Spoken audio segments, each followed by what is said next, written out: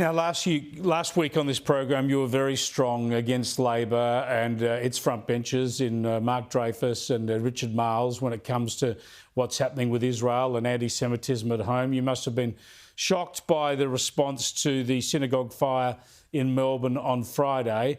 I just want to show you some pictures now of a protest we showed yesterday. It was in the streets of London on Sunday, where 30,000 or more people protested against anti-Semitism, supporting Israel and protesting against this kind of hatred. We had a similar rally in Sydney. It's way back in February now, but a lot of people gathered at the Domain in Sydney to express solidarity with the Jewish community. You were there. I bumped into you there, and others spoke there. Do we need to see more of this? Because it's the noisy extremists, the haters of Israel we see all the time. Do we need to see more public expressions of solidarity with Jewish Australians? Well, Chris, I think this is a wonderful country, and I know the vast majority of Australians are very firmly with the Jewish community, and what they're seeing in Australia today doesn't represent the Australia that they want or that they recognise.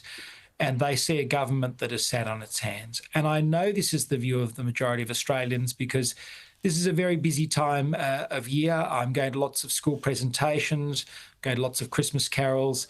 Even when I'm interstate or just going around the streets, people stop me all the time and saying, thank you for standing up against this dreadful anti-Semitism. This is not what our country's about. We don't like it, and we're with you, and we're with the Jewish community at this time. And that is overwhelmingly the sentiment that I'm seeing. So I want to applaud the people who are involved in organisations like Never Again Is Now for the many rallies that they've had across the country. I was honoured to speak at the rally in Sydney. I'd love to speak again for them. And I know there are many decent Australians who are looking for ways to show solidarity. Let me suggest one thing that people can do. Christmas and Hanukkah fall on exactly the same day this year. It's for the first time that I can remember in a long time. I want to encourage people to put a candle in their window at Christmas time, a candle to celebrate Hanukkah with Jewish Australians. They don't have to have a Hanukkah, but if they put a candle in their window, in their Christmas window, it's a way of showing solidarity. I think that's a small thing that people can do. But I know Australians are very much with the Jewish community, as they're with other communities that face unfair treatment from time to time, because that's the Australian way. I do think you're right, Julian Leeser. Thanks so much for joining us. I appreciate it. And happy Hanukkah and Christmas season to you, Julian Leeser there.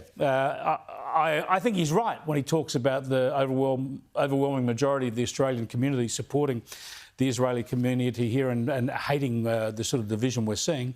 But it's good to show it every now and then. I show it with this badge because of the hostages, but a candle for Hanukkah as well as Christmas this season. You've heard that idea. Let's hope people reflect that in their own neighbourhoods.